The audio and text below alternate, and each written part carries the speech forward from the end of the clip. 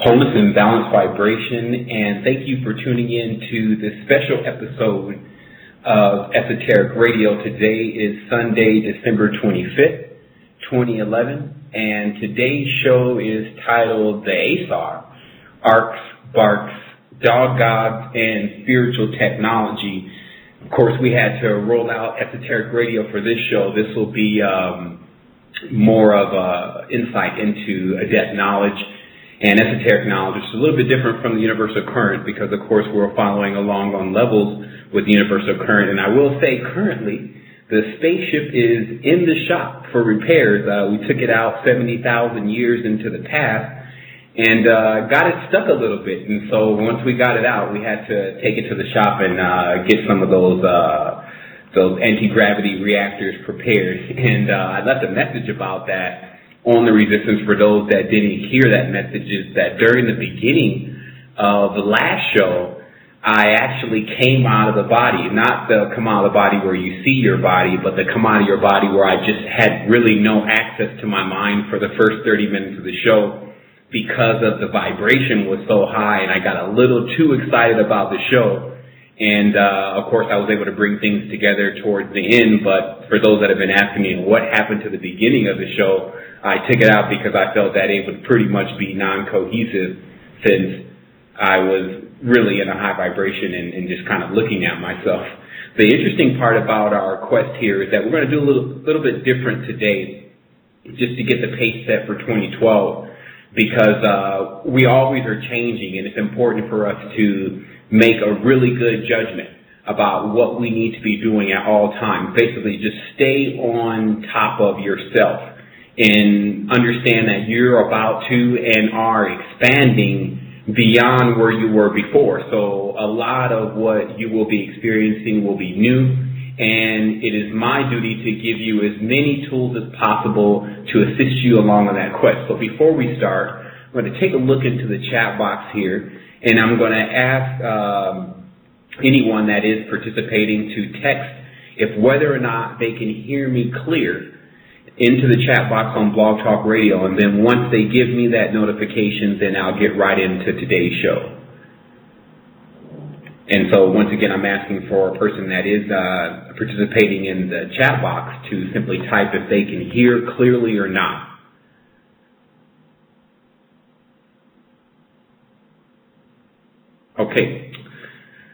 Okay, Mr. Zabatik, thanks for that. And so we're going to go ahead and get right into this. And the reason why I said that's why I also changed the show's title today from being hosted by the Universal Current back to Esoteric Radio, because we tend to handle things a little bit differently at Esoteric Radio, even though I'm, of course, the host of Esoteric Radio and the host of the Universal Current. I feel like the Universal Current is going in a certain direction that it needs to continue and shall not be interrupted.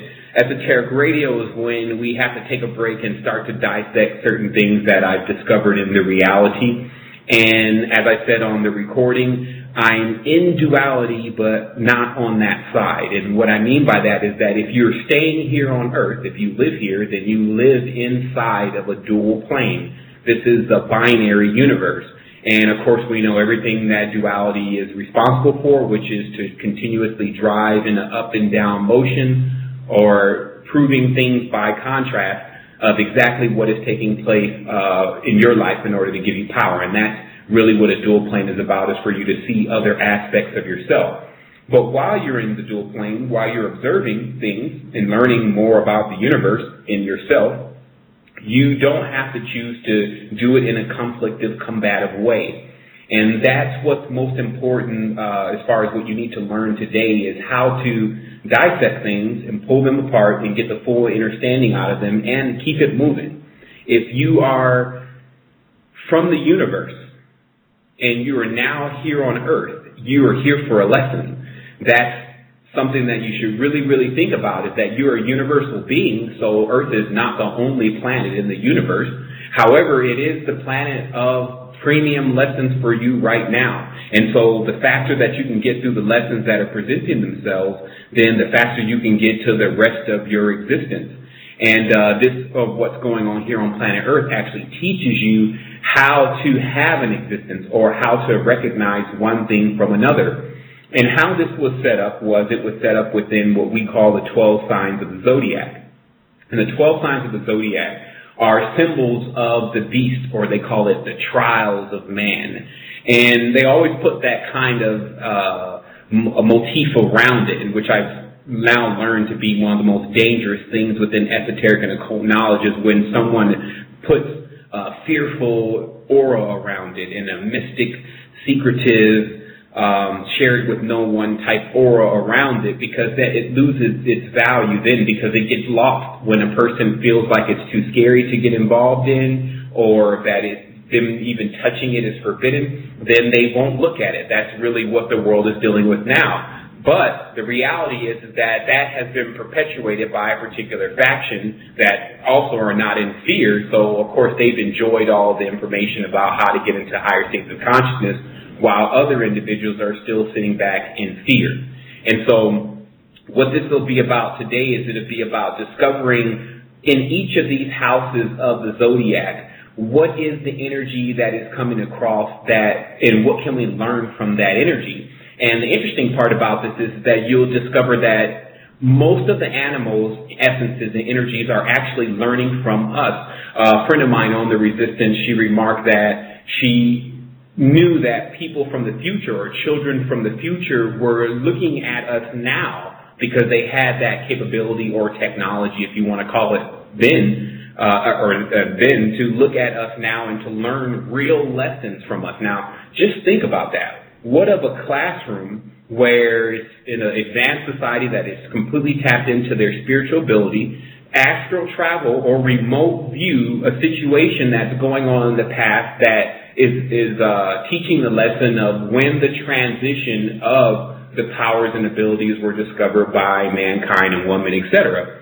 And so that's what becomes very, very important for you to also know, is that you may be, in particular, I think we're always being watched. That's something that you notice in the altered states of consciousness, is that everything contains an eye to watch you. But in essence, that much of our lessons and much of what we've been doing, our trials and our errors, are actually teaching other beings in the future. In addition to that, the animals appear to be learning from us also, and as they continuously draw closer to us, then they become what we call evolved also. And this can be seen within the dog, which we're going to be talking about today. It can be seen within the cat. But with certain animals, they've not accepted yet that we're all universal. And I'll let you understand that mankind and woman are actually composite beings, which means that we're mixed with all of the beings, or most of the beings that exist here, or the flora and fauna of our reality. And that's what was discovered when they went into territories such as the Mayan and territories such as the Polish, etc., is that the people that lived there were made up of the totem animal, the plants, the trees, and things which existed indigenous to their area. And so, in reality, we are the actual completion of a great work, while the animals are in their process of understanding that work. They're gaining more sense, for better lack of words. And then that gives us the geometry that we have in our society today. And to understand the geometry, it first started with nothing. Then there was a dot. Then there was a straight line. Then there were two straight lines, which is the parallel or the dual. And then there was a triangle, which is a trinary. And then there was a square. And then, of course, the pentagon, then the hexagon, and then the septagon or heptagon, which is the same thing, then the octagon, and then the enneagram. So what you will find is that there's an unfolding and collapsing of the reality going on all the time. So there's no telling how long certain people have really been here, but we do know that the lesson in general is to understand your myriad of states, the myriad of the states that you can reach. And to the point where you don't have fear of them. And I talked about this in regards to when you show people a reflection of themselves, at times they turn to stone. They go into conflict, which makes them go into a dense frequency. And what I mean by showing them a reflection of themselves is that because everything that we're dealing with here in this reality is but another aspect of ourselves and our universe, if for some reason we cannot discover within that its purpose and its meaning and its use, then we go into a dualistic conflictive state, which actually shorts us out. Remember, the body and the energy in the body always cycles from root chakra to crown chakra, or from crown chakra to feet, and completely through the system. And if for some reason you cannot enter into one of the particular planets of your chakras because of a religion of hatred or something of this nature, then what ends up happening is you have trouble cycling your energy. And this, of course, is where most people are still locked on this planet, and the ceiling has been put above them. Now, look at the word ceiling. Ceiling, which if you look right above you now, you see your ceiling. It's spelled C-I-E-L-I-N-G or E-I-L-I-N-G. I always get the I's and E's mixed up. But what that means to you is, the ceiling of my house. But it's actually sealing, S-E-A-L-I-N-G. It's something already that basically has been sealed or put into a crucible or put into a hermetic jar. And we talked about the reality that we live in is encased in multiple layers of the atmosphere. And this puts us in what I call the crucible, or it crucifies us, which just simply means to put someone into an area where they would be under extreme pressure. And then when they get out, they would be 1,000 times stronger than they were when they were put in. And so you can see where within the language, all of this knowledge is there, and it only takes an individual to come and start to show people how to pull apart the language. Some people even believe that English is devoid of meaning because it's so many years after the original language, or thousands of years after the original language, but the fact is that's not true. The vibration still holds, and it's important for us to understand what the words are saying, because it gets no better in Arabic and Hebrew, especially within regards to how many of the English letters and words are related to the serpentine nature. So we take a look at, for today, the popular word for today, December 25th, which is Christmas, is the resurrection. And if you look at the word resurrection, it says re, which means to do over, ser, which means a serpent, rection, which means to raise up. So a resurrection simply means to raise the serpent up again. So once again, we get this same dialogue going on within the Bible, Moses raising the rod and the Nehushtan so that all the people bit by poisonous vipers can look upon it and be healed, etc. And so what we find is that almost 80%, or at least 70% of the religious content that people are ingesting today has a lot to do with the ancient knowledge of the serpents, the Nagas, Kundalini, etc. However, the teachers of this knowledge, i.e. the Bible, the Pope, Muslims, the Imam, etc., are not letting their members become aware that this is what's going on. So what you would have to ask yourself, since you know 100% is going on, like I said, in Arabic, it gets no better with the serpents. Even the word Sar, which is spelled Z-A-R, means the king or the lord or the ruler, as in Caesar, or Caesar, which means the sea serpent. So as you see, it doesn't change with when you get into the ancient times. And in fact, it becomes more clear. So if all of this is actually taking place in the world, but now people are told to hate this hidden sign of the zodiac or the serpent, then you can see how the entire reality would be stagnant for a prolonged period if that didn't undo itself. And that brings me to a dream that I actually had this morning, in which, and also the title of Spiritual Technology, in which I was traveling into worlds where there were extreme amounts of conflict, and there were think tanks or groups of individuals that were very prominent in society sitting around tables trying to figure out how to end the conflict and where it was coming from. And I actually remember in one of these dreams in particular entering into that meeting and getting on a chalkboard and explaining to the men that were sitting there and the women that were sitting there, or the beings that were sitting there, the knowledge of Phi, the pentagram, fighting, and the combustive nature of the dualistic plane in the body, etc. And so giving them more insight. And so that's what I find now is that many of us are doing a lot of work on a completely different plane with the other planets that exist. Who knows where they are, whether in this universe or in the multiverse, but doing work. And it's very interesting because this is more or less becoming a universal job. For those that are wondering, well, what are we going to be doing anyway in the future? Well, I'll tell you that many people that are getting spiritually adept and are letting go of duality are starting to already utilize the astral and dream plane in order to go into other expanses and instruct and teach and learn, etc. And so the most interesting thing that I also noticed in the dream this morning was I actually sat down at what appeared to be a computer and Googled into a future computer certain things and actually got links back. And although I wasn't lucid enough to look directly into it and to see if I can extract some information from it, it got me to questioning what is the computer really doing to us as far as how is it advancing our consciousness and allowing us to go to another level. Like I said, I don't look at any of this stuff anymore as my enemy. It will not pay you to do that. The best thing to do is to look at it as what is the lesson that is to be learned from it, and et cetera, those kind of things. And so what I noticed is, in a dream, Googling in the future search engine. And it's going to be very interesting and I've heard this also from other individuals that have been using certain levels of the technology, but more advanced in their dreams.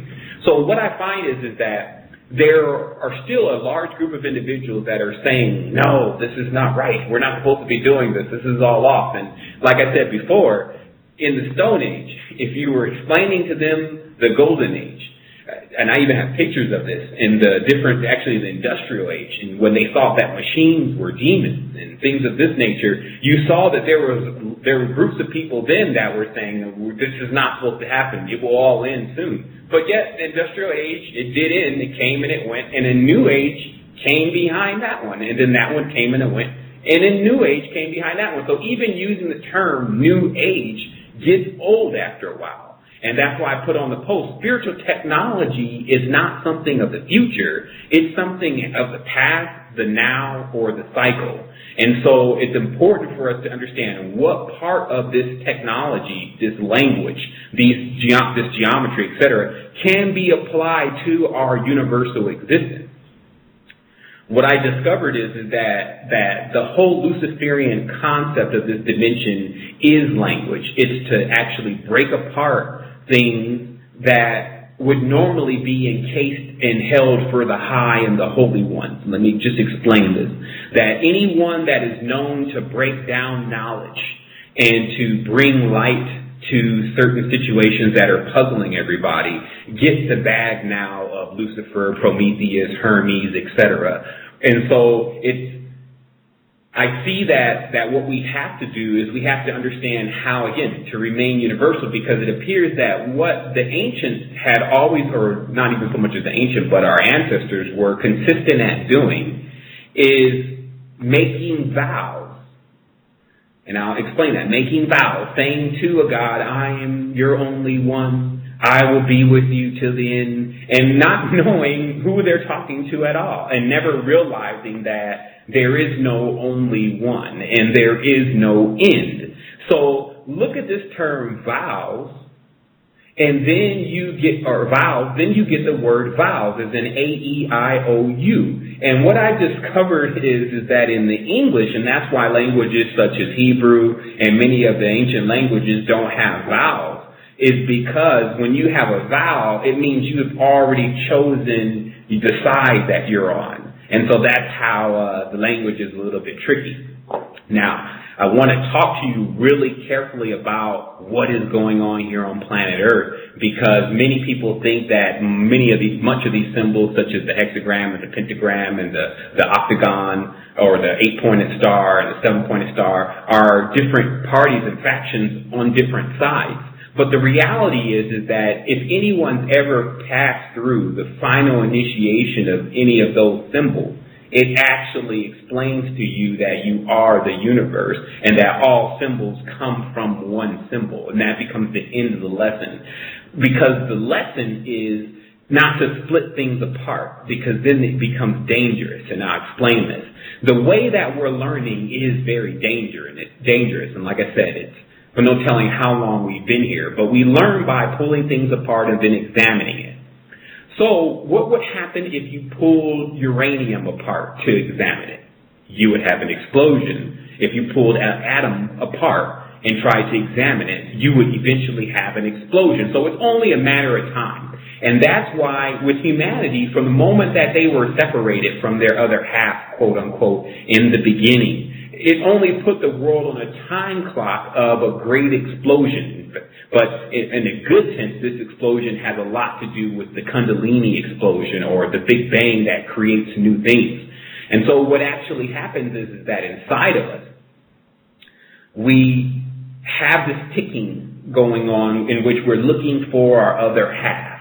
And I have a slight excerpt about this, and I don't know the authenticity of it, but it points out a good point.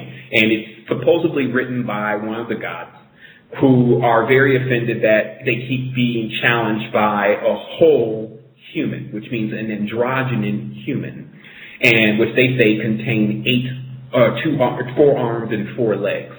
And they say that at that point the decision was made, and this is in the Chinese text, 16,000 years ago, the decision was made by these particular gods to cut man and woman, or to cut the androgyny in half. And that way, it would spend more time looking for its other half than meddling in God's affairs.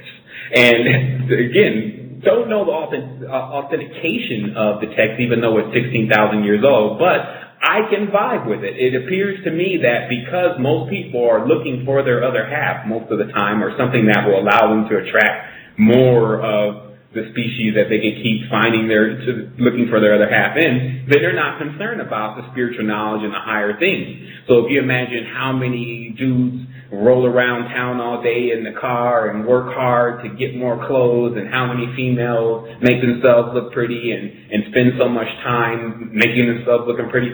So if you could imagine that time somehow being transferred into the time that it takes to learn spiritual knowledge and to pursue the occult, etc., then you would see you are dealing with an entirely different individual. And that's why what I like about the movie In Time is the first thing the guy says is, I don't have time for that. Well, I don't have time for that. So the thing is the whole theme of it is that if you had to pay for your time, then how much more wisely would you really spend it? And so I started to change a lot of my concepts even after that movie, of just not wasting time at all. Not that I have much time to waste anyway. So let me tell you a little bit about Earth's preliminary situation with the M. And the M is the middle of your English language. It's the 13th letter, which makes 13 plus 13, 26. So this shows you once again that the English language and the individuals in America, both of the Americas, have a very in-depth knowledge about the 13 and the planet Venus and the precessions of 5 and 8, etc. So there is occult knowledge being kept within many of these circles. And so this planet in particular was, I'll explain to you, in order not to get into the last episode's problem, I'm just going to explain one point here of how you understand the planet. Earth, as a female, was water, just as a woman's womb is water, but it's barren. There was no seed. And so all of the female aspects of our reality, doesn't matter if it's a female lion, a female cow, or a female plant, if it has not been pollinated, then it remains in its previous state of the zero, or the womb. Nothing is basically happening yet. And so the first entry was done by what people are calling God, the Father who is in heaven, etc., or the male component that comes in and fertilizes the planet. And that's why you see in the beginning of Genesis it says, and my spirit hovered over the waters. Yeah, I'm sure it did. So the reality is that what you're looking at is you're looking at the beginning point of when the planet starts becoming seeded. And At that point, it is to my understanding that once the seeding took place, the being that did the seeding when we're right in the universe, again, it always seems to seed planets from different sectors. Who knows what this being is really up to?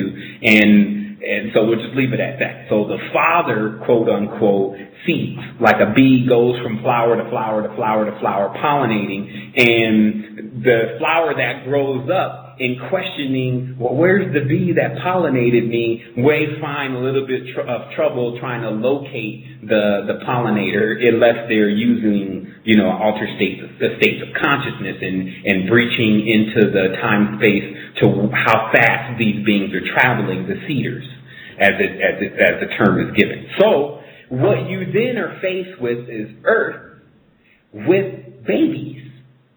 And this will give you the answer to why there seems to be a continuous procession of then demigods and different kind of beings, because the first ones to be born of everything were more stronger. So you had the first ox, you had the first bird, you had the first serpent, etc. And so within these particular archetypes, there was known as the sun. Remember, the Son is not the Father, but the Son was birthed from the Mother, because it's basically like the gift from the Father to the Mother. So the interesting part is that if you look at the Virgin Mary and you look at many of the different statues of Tammuz and Inanna, etc., is that the child is being held within the mother's arms. She's cherishing the child because it is her gift from the God, basically. But later on, this child grows up and becomes the ruler of this kingdom. So it's interesting, because all you'll see now in the reality that you're living in is a back and forth play between the mother and the son. And then those that are still in the reality that are attempting to contact, quote unquote, father, are in an entirely different league. So what you find is basically either mother worshippers or Megans, or Papa worshippers, or pagans. And because it's also known, the secret knowledge says that when the male child is born, it's basically an image of its father. And so because of that, it has the ability or right to rule, etc. And this is how you get the religions today with the sun gods. And the sun gods are everywhere. It's not just Jesus. It's not just Buddha. It's not just Krishna. It's not just Tammuz. It's not just Hercules. I mean, they're everywhere. And so what it becomes important for you to do, since you arrived here on Earth, is to start to understand this stuff and understand this stuff, and not just discard it as, that's the Greeks, and that's the Egyptians, they stole everything, and that's the Sumerians. And the reality is that no one's really stealing anything, because this is the universe. It always says, I have a saying that says, what can you give to the Most High? Where would you get it? And what can you take from the Most High? Where would you put it? The reality is that the whole thing is just continuously moving. It's transferring from one hand to another hand. That's all that's really happening. So this dimension was called Malkut, which is the kingdom, but it's pronounced wrong in English. In English, the K is silent. So in actuality, Malkut is pronounced Moth. And this gets us into understanding, once again, why you don't want to live in division. The moth, as I talked about on the recording before, is the symbol of the nighttime queen, who also goes by the name Moth. And if you take the OTH off the back of M, and then you just take off, and you put all of the English the B, C, D, E, except for the vowels, in front of off, you'll come to many different revelations.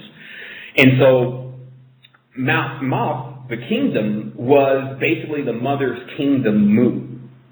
And many are attempting to return back to that kingdom, because in that kingdom it's known that all the beings that existed there were androgynous. So basically, before there was ever pollination on this planet, the beings that existed then considered themselves androgynous or complete.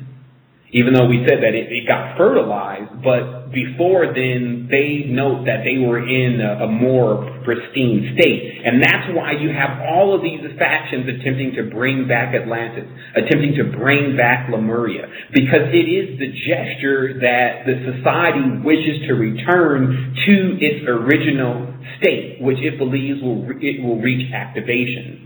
And so I discovered that the Kundalini is the ancient androgynous spirit of this planet.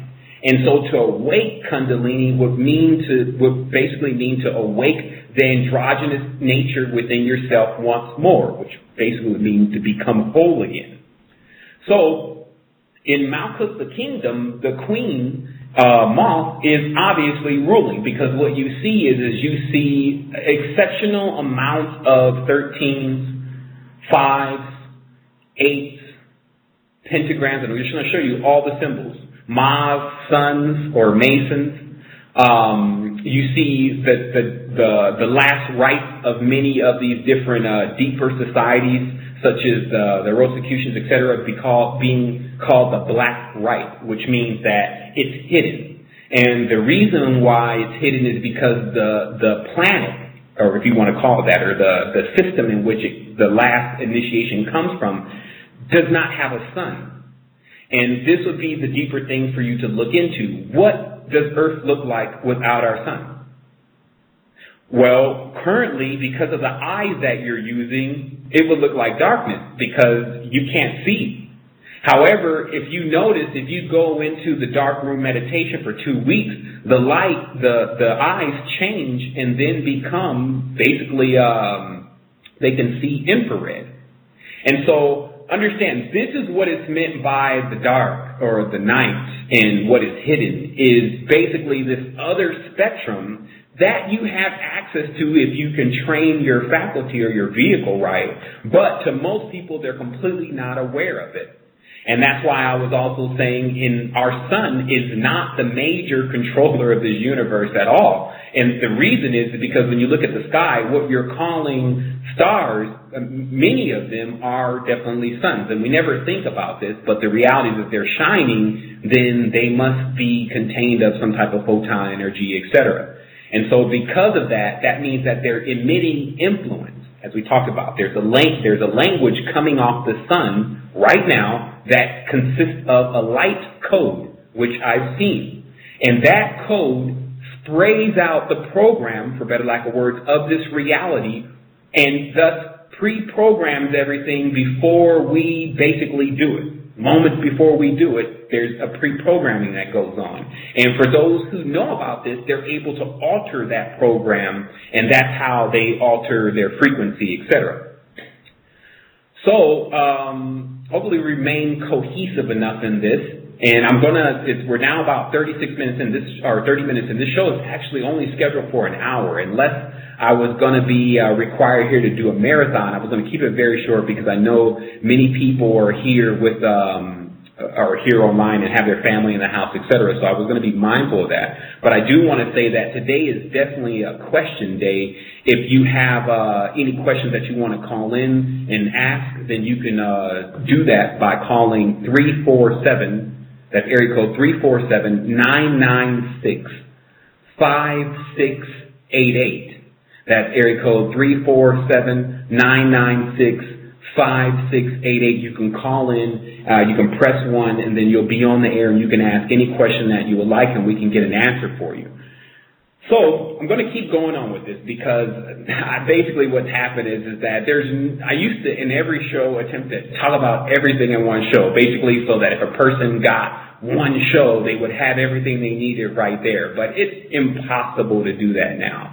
And I find myself, like last show, still trying to do it by basically compressing everything into 1 hour, and I just think it's not a good look. So we're just going to cover some very important topics, and then we're just going to keep moving through it like that. So I'll skip for a moment here to talk about the trees, because the whole goal of today, again, is to start to discover more of the other beings that are here existing slightly out of the vibrational frequency of what we can consider alive. And this is what becomes very silly of us, because it almost is like we've been asleep. We denote whether something is alive if it's moving on its own accord. And so when we see trees, because it appears that they're moving so slow, we don't consider them as actually sentient. And this is interesting because, again, if you watch a tree, and it does grow, of course, but it does it so slow that you can't catch its procession. However, if you actually saw the tree spring up and all the time and completely go through their growth phase, and you were watching that, then you will consider it more as a living being. You would consider it closer to you. But the reality is that the trees are actually on a higher frequency than we are. And I'll explain how you know this is 100% true. Now, the difference between plant blood and animal blood is simply iron or magnesium. And so everything else is the same of chlorophyll and human blood, except one is made out of iron and the other one is made out of magnesium. However, what do you feel like if you go to one of those Brazilian steakhouses that they call like Fogo de Chao or something of this nature, and you go there and you stuff yourself with large amounts of meat? What do you feel like when you're done? And you can answer that. And so now think about, what if you just went in and you just drunk some wheatgrass and you ate some fresh barley and you did all of this? What would you feel like when you were done? And so, of course, you can clearly see one would take your frequency down and the other one would take your frequency higher. And that's why the trees actually exist on a higher frequency, and when entering into the altered state of consciousness, going up a couple frequencies, the trees are moving around as if their arms are flailing.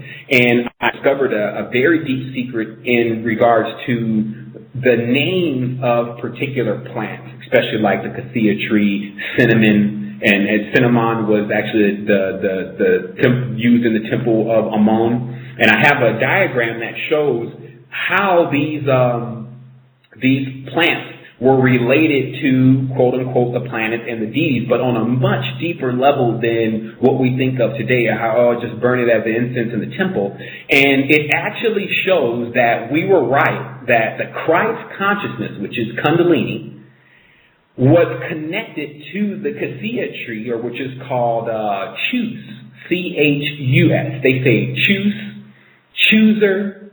These words actually also come from the root of the word we know as Christ. And so it shows basically that the cassia tree was related to this Christ consciousness, which we know 100% that it is. But it shows how long ago this was actually known. And it means that many of the individuals that were coming forth with all sorts of knowledge about other planets and contact with God, etc., were utilizing these substances in order to give them that connection. And then once they gain that connection, because many of these, such as ayahuasca and cassia, are non-binding elements, then they no longer had use for those particular trees besides just the standard reverence that they get within the temple. So it was known then that man and woman worked together with nature as an ally. And now, so you could see how dangerous this could be when nowadays, when you talk about nature, people say, well, that's nature worship. That's what Masons are doing. I don't want anything to do with that. And that's what I found out that this Illuminati and this Masonic agenda is really about, is basically accrediting all of the higher knowledge to individuals that we don't look up to as role models, or individuals that we want to have anything to do with or doing anything that they're doing. And thus we become locked out of a great deal of the knowledge that has really brought about the state of being what would be called illuminated, or the state of being Ma's son.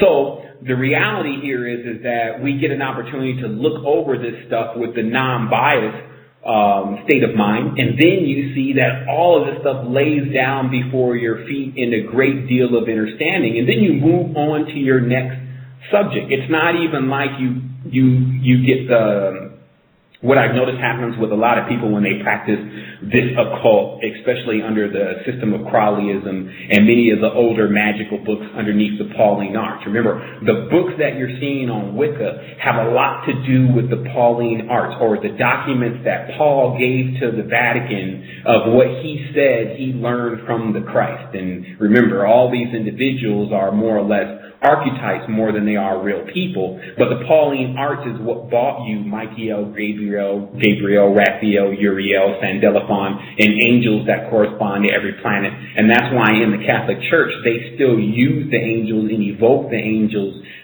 just like they're doing magic, which is they've never steered away from that.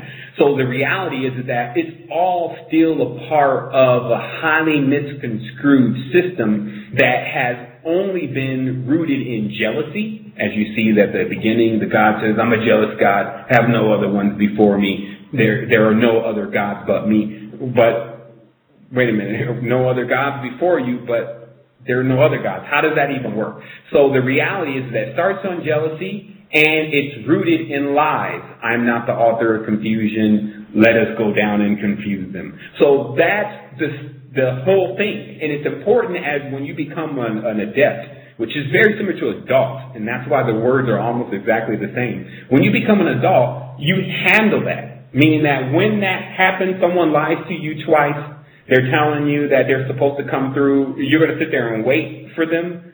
That's what I'm calling, that's a child that does that. When you become an adept or an adult, you don't settle for that. You go and find it yourself. And so, so I'm going to go ahead and take this moment, and I'm going to go ahead and look and see if there's any questions here. Okay, here's a question here. Lex Vortex says, why can I see all these concepts on Star Trek?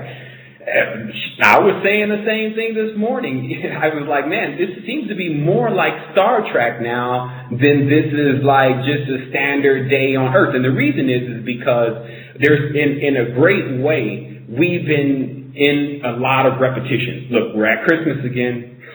Like, how many Christmases has there been? How many Christmases has there been before you got here? So you see, the Earth lives on a cycle in a repetitious phase.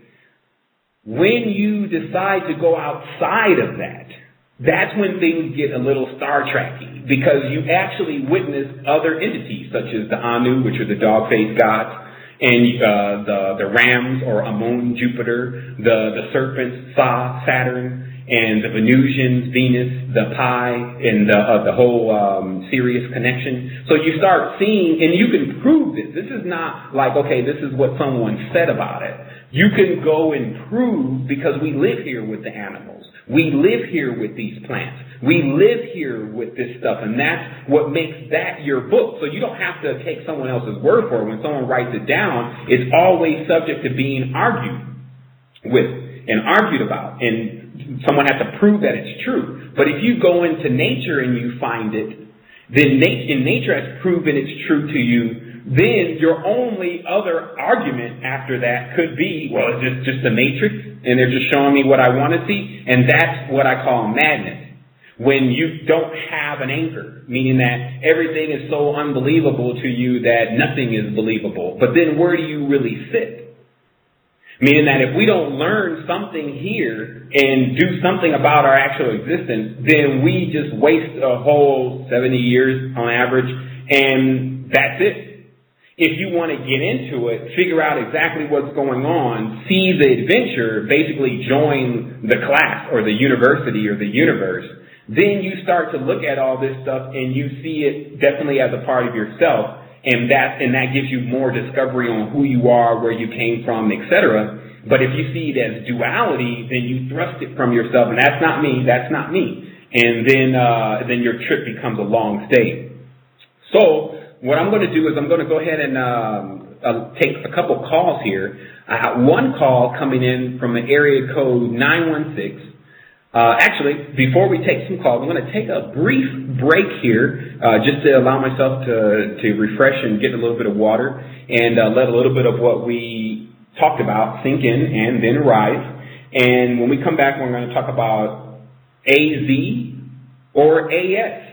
Understanding that a Z is a S is as saying alpha and omega, because our language begins with A and ends with Z. And if you want to know what are the highest used words in the letters in the English language, it is the letter A and the letter S. which also happens to be the symbolism or Sa of the planet Saturn. If you understand that the ring finger, or not the ring finger, but the middle finger is the finger that corresponds to the planet Saturn because it's the largest finger. So it shows you, and it's also the strongest finger. So it shows you that there is a heavy relationship between our body and exactly what is going on in the universe. And this allows us to understand, well, why are these individuals such as Christ, such as Krishna, such as Buddha, and different individuals, even in the Mayan text, have their hands construed into certain mudras? And it's mudras, which is it's like a gang sign, basically. And it's because when you make that symbol, it turns on the chakra that corresponds to that symbol. And so we're going to be right back here in just a moment, and we're going to get into a lot more of this on Esoteric Radio, the Christmas special. Okay, we are forward. I guess that whole music didn't last as long as I thought it was. Okay, so we're going to start taking calls. We're going to start right away with the caller from the 916 area code. I do ask that when you call in that you ask a question. I know lately we've had some people call in and they want to make some very expansive statements, but remember that we're here to ask questions, and there's other people in the queue behind you, and so we ask that you keep that in mind. So caller from the 916 area code, you are on air with Esoteric Radio. Peace, Sevan. This is Kyle, calling from Cali. Hey, Kyle. I'm doing exceptionally well. Cool. I'd like to speak today. It rung true to me. I just wanted to ask a question about the light through the tree. As in, if you have a flash of, this vision of the light moving through a tree, what do you make out of that, though? Honestly, when you just said that, it reminds me of some of the diagrams that I've seen of the Sephiroth where they show that the Kundalini or the snake is more or less the lightning zigzagging up the tree of the universe. And, this reality is very interesting on how it's constructed because it's actually really constructed to keep people here through duality. And how that really works is that it just points out, it just takes the last component that you would need to understand it all. And It makes it, I will say, hidden in a way, not that you can't see it, but hidden in a way where you don't believe what you see. It's very interesting. So what happens is that with the serpent and the relationship to us, because we're the universe, somewhere the serpent is really inside of us. Some people say, well, is that a positive or negative thing? And that's the duality. So that's a door that I can't take anymore because, man, so many doors in there because it's fighting. It's fighting the own consciousness of who you are, because there's more things than just the serpent. I've noticed that where is the zodiac sign for these computers? And so the reality is that it's expanding faster. It wants to generally expand the reality, the matrix, faster than the child's mind is growing. Of course, look at the woman's womb. It wants to grow faster than the child is growing, of course, because then it would bring harm to the actual host. But there becomes a point where it can't hold the child any longer. The child comes out. So this is what we're dealing with. It's not something that, like I said, I'm not on this show here to be, I just see a lot of people, they get real proper. They really, they say things that are only going to be, liked by everyone. And then no truth comes out. And then so thus we've been sitting around here, and that's the funniest thing is the most simplest things mean way more to me now than the complex stuff. Because I just sat down and I'll say something like, man, I wonder, no telling how long we've been here. Not, I wonder how long we've been here. That's an open-ended question.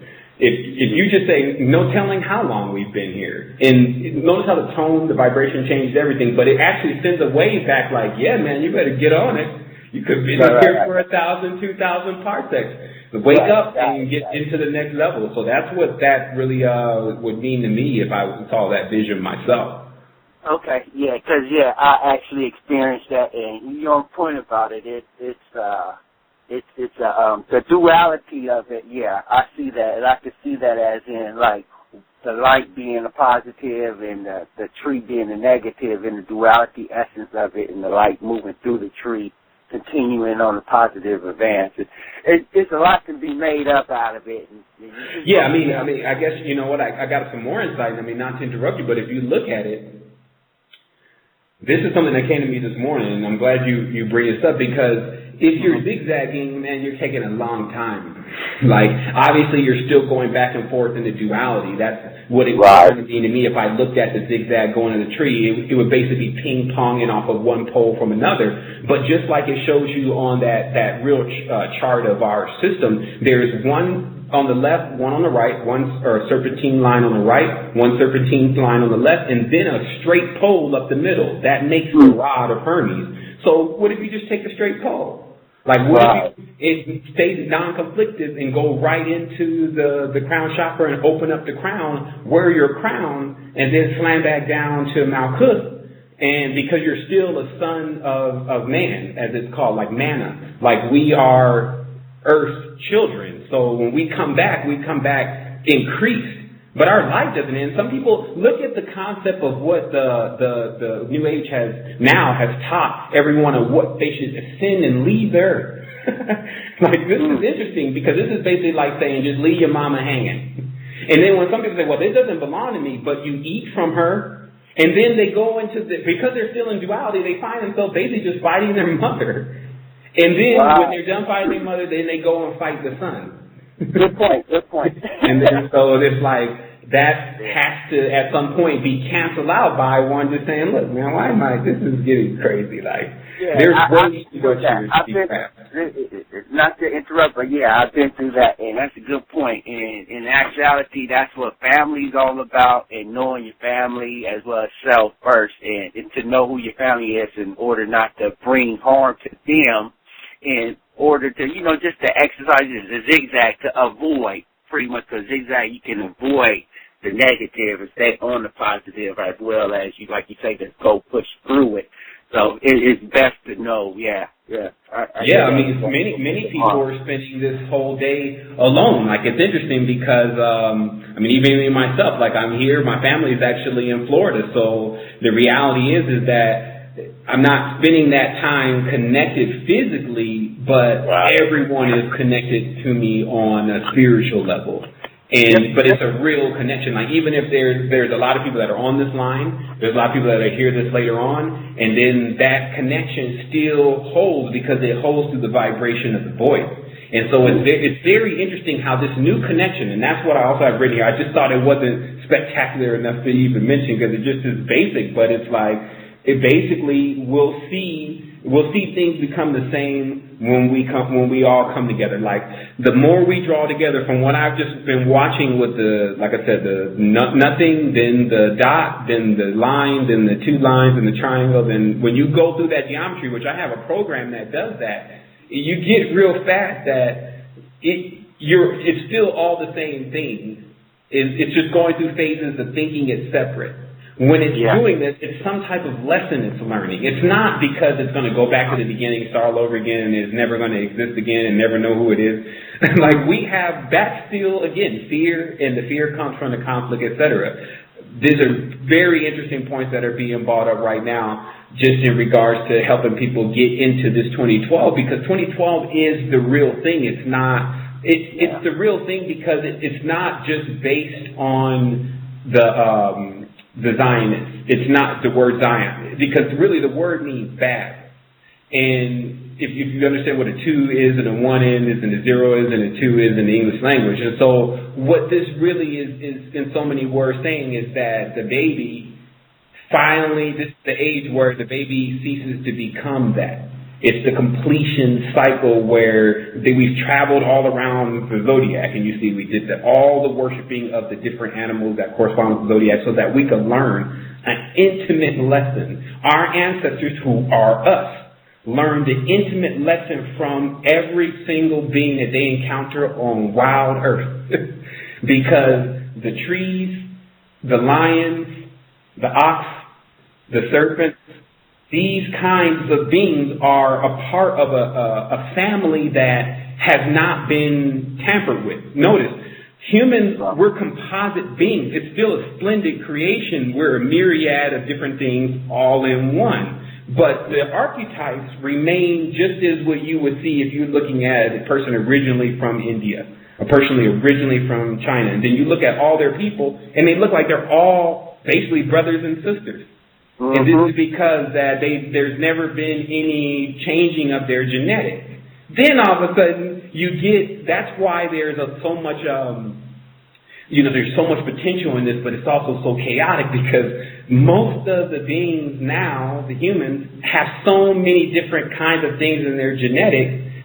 It's just all about, it's kind of like you don't know what's going to happen. And that's the state that we call the other beings that are just like me and you that exist that are higher. That's still what they look at, is that they don't know until you act out what if you're going to be able to handle what you've been given. There we go. Yeah. And so that's really what it is. And so somewhere that's got to play out, and we call that Earth. U-R-T-H. Now take the T-H off and you take the U-R. Means fire. So this is the fire planet of the fire people and the children of the sun. And it shows in their behavior and their attitude and all amongst what goes on in nature more than it shows to me in any other occult book that's been written in the past. Good, all right, good. so, You didn't touch on that today. I appreciate it. I don't want to cut you off or anything. I know you got callers on the line, so I'm not going to hold up because we can go on all day. Oh, man, we can definitely go on today. All right. One. Thanks for calling in. Okay, so we're going to get right into the next caller. Caller from the area code 917. You are on Esoteric Radio. Hello? Yes. Hey, Sevan. I had a question pertaining to out-of-body experiences. There's a photo on the Resistance website. I believe it's called the Crown Gate. It was one day 2 weeks ago. I started to stare at it and close my eyes and meditate, and that seems to be the fastest way for me to try to get out of the body. Yeah, for sure, because, the Crown Gate is the exact design of the cornucopic field that is displayed when the third eye is open. Like I just tell people, it's already 2012 now, so the gates are open. I'm definitely not going to stop. I don't need but one more year to live. The reality is that when your crown chakra opens, when mine open, you see this field that looks just like the Crown Gate. Or it looks like the bottom of a pine cone, people. That's exactly, it's convex triangles spiraling into each other. And through this field, just to tell you from a technological level, for better lack of words, it's better than HD. It's from the dot matrix in which that field can hold from your visual perception from your third eye. Shooting into that field, you can create things beyond what actually exists here. And so that design is that the energy that it takes at times are the catalyst. It's actually something like a spark.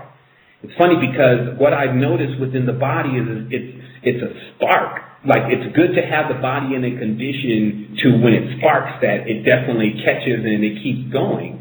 But there's a spark that at times happens in a person's life that propels them into, okay, I'm going to do it now. And then that's what seems to draw in most of the essence and the energy that's necessary for a person to continue their ascent.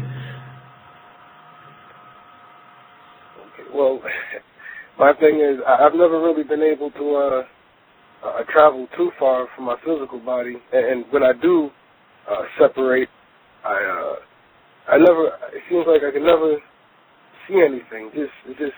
Everything is black. I was wondering, what should I do to... you're definitely going to see, unless you're already binded, which means that you already seem to correspond to another agreement that you've gotten into. Basically, when a person goes out of the body, intention is the controller. Basically, as the UFO is structured, you have to think where it's to go. So what happens is when the person comes out of the body, they need to know how to cross into other gates to get into the other stuff that exists. Generally there's so many lessons here. Like basically, if you're already coming out of the body and you're there into this open space, you don't know what to do. You've actually worked more on your spirit, which is great. then you have on your understanding of basically the logic, like what is out there. Who's mapped the abyss, really? Or how do you map it? Can you triangulate it? So the reality became is that you would have to basically be, how can I put this, into the collective. Let's talk about the collective. Outside of duality, what happens is you start becoming guided to what you need to activate. And also there's certain things, they're around everywhere. And they give you certain abilities, and I'll only explain it like this. Like, you could go into a store, and there'll be like a cone there, and then in your mind, it'll be like, get that. And then you'll take that cone, and then you'll have these crystals, and then you'll have this metal by the end of the day, and then it'll be like, mix it all together. And you've never heard of orgone before. And then next thing you know, you're sitting on an orgone generator. Then you put the orgone generator on your chest, and it sucks out all of the negative energy of your body. Then you discard the orgone generator because it's basically poisonous. You bury it. And then your frequency completely changes. So you see what I mean? That's when I'm really giving a lot of pointers that are how can I say this? I'm giving pointers that would be of an individual that already has the connection. So there's always the question is everyone supposed to establish the connection before they get the knowledge? I think that's not really how it works. It works where when the one person is given the knowledge, because the knowledge is something like, if higher beings are interacting with beings that are just trying to learn, it's almost like you have to sit down, you have to be ready to learn, you have to show you're ready to learn, you have to do a lot. You have to disconnect from the reality where the superficial stuff is going on. It's just like if you were on a higher level, you wouldn't want to waste your time with someone who you already saw in the future was not even going to do anything with the power and the knowledge that you were going to give them. So you actually have to clean up your whole timeline when it comes to getting into the higher states of consciousness. But it appears many people on this line today have done that, and that's why I'm here transcribing certain things that may be the last pieces to putting the puzzle together. But actually being able to diagnose everyone, for better lack of words, on a whole is basically impossible. It would take knowing the individual and what they're doing around them to understand why they haven't established a connection. Because most people think that the connection in the collective and stuff is just the Illuminati. Notice that there's several blocks in the mind where the person is basically warring against themselves, and they sit there still thinking, who is it, why is it, what is it, when is it, still there, still learning, but never practicing, but never really doing it. That's where the several phases that exist between where a great deal of individuals are versus what I'm talking about here in regards to when you're going to go into the universe. Now, first of all, there's a lot of things here that still need to be learned. Like if you don't understand the relationship between the arcs, if you don't understand that like when they told Noah to put two of them in the ark, obviously what this really means is that how life begins on planets like this after cataclysms is just like we're doing now. There are storage containers of the essence or the germinations of even maybe the crystals of everything that exists. And those are what we call the arcs. When the arcs come out, they are to teach lessons. That's why Moses came down with the ark, or the lessons that were put into the ark, because the lessons were important for these people to learn. This is all the terminology this planet has to use. So this is the terminology that I have to use. So within each arc, when you open it up, it's like Pandora's box. You don't really know what lesson you're about to learn. That's what's called a lesson. If you already knew it, then there's no lesson. So that's what we have to understand, that we're young beings. We're seeds growing up. We're not full-fledged trees yet, obviously. Full-fledged trees don't behave as such. You could talk to them. So the reality is that where a lot of people may be stuck is that what they think is the ambition that's necessary to activate has not been thought through properly. Because if you're going to go into a field, where are you going? What are you doing? Who are you connected to? What do you expect? Are you just exploring that because this seems boring? That's really what, and then what part of this, quote unquote, have you really discovered and tapped into? But it does also take sometimes coming out of the perceived comfort zone. It's very interesting to make a bold move and change your geography. Because what happens is that you can see how it's run. The names that correspond with people correspond to their energies. When they're born, their star appears in the sky. When it's around certain bodies, they come under the influence of those bodies. Those bodies then correspond back down to the planet of the different animalistic natures that exist on the planet, sent to the individuals on a basis that corresponds to our moon because it's reflected off of our moon. So basically, you can see when you get into the higher state of consciousness how it's all really put together. Doesn't mean you can necessarily explain it too well. You're more of a visual person. But the reality becomes, well, what do I do now? If a person's at that point, what am I do now? You got to get a universal job, dude. Like you're going to go for the universe. Like there's no standing still. You're asking to be put in motion. So the reality is that the best thing to do is to get a really good bearing of things like what these signs and symbols mean that keep appearing everywhere. Because those are the signs and symbols that are then sent from the third eye to open up certain gates. And that's as much as I can really say, because that's why the active third eye becomes, you can definitely understand the third eye is like on a clock itself.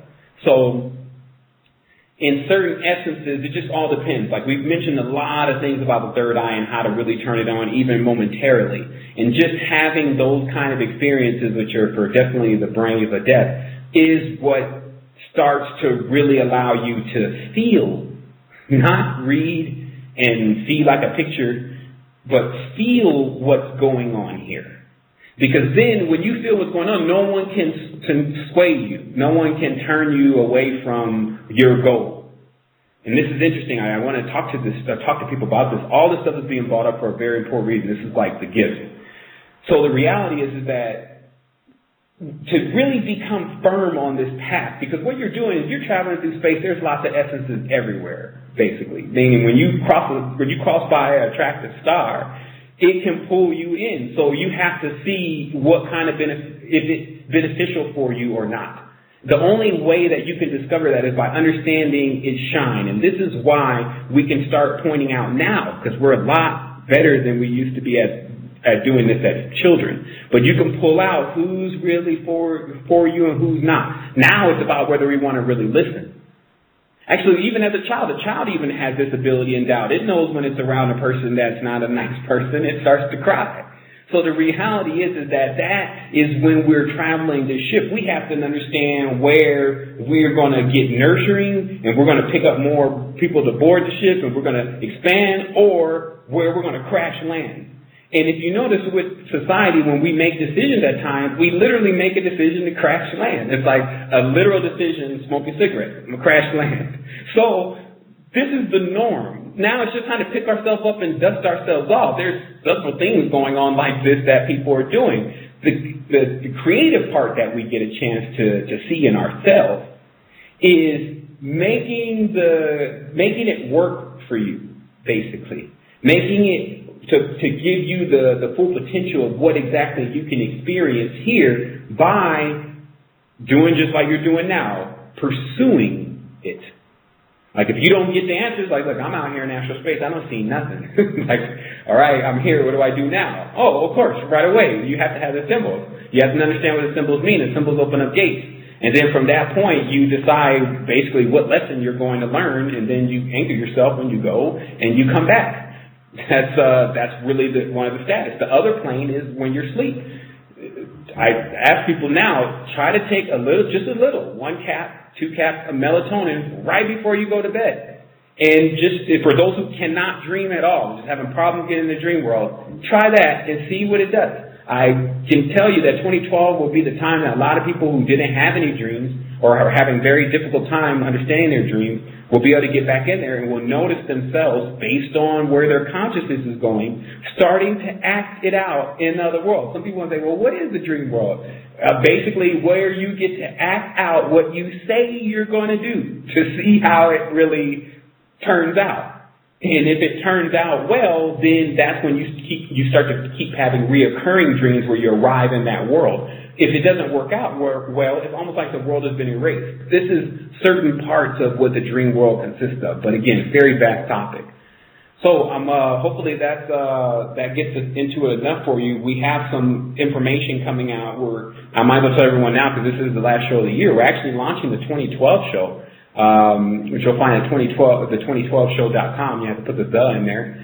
And but it's not up yet. But this is really how we're going to do shows from here on out. They're going to all be interactive. I'm definitely not going to be just talking about this. I'm going to be showing this. In fact, the next time people hear from me, it will be on an interactive level where I'll be showing all of the knowledge, because it's almost where we have to recap very fast everything that was learned since January. It's just to show, put it all in order, let everyone have an organization going on in their mind, and so they can play in this orchestra as organized organisms. That's where we really want to go with this. It's like bringing the pure essence of the gold from the soul. The gold is called the ore. That's really anywhere in the universe. Gold still maintains its frequency. That's why gold becomes a symbol of the soul, because no matter where you go, you'll still be you. But you need to know who you are. And that's the adventure. So I'm going to go ahead and take another caller. Caller from the 972 area code. You are actually on the line on the Universal Current. Hey, how's it going, Sevan? This is Omar. A good day. Can you hear me? Yes. Okay, cool. Yeah, man, everything I've been talking about has been, like, really relevant to me, but I don't know, I just wanted to talk about this kind of vision I have. I keep having, and I want to ask you about it, like, what's your interpretation on it, because it's not really a vision I have meditating or while I'm dreaming or sleeping or anything. It's something I have during the day, and it's like I remember when I was little, I was driving down the road with my sister, and it's just like I was sitting under a tree, even though I was in a car. I was sitting under a tree, and like something fell on my head, sort of like Newton, you know, with the apple falling on his head under the tree. But it landed in my hand, and it was like not dusty, but it was like a ball made of like kind of like this powder, but it was like that geometric pine cone kind of shape. And I looked at it, it was in my hand, it was like a kind of like a gold kind of dust, but it was like light brown. It wasn't like shiny. And I bit it.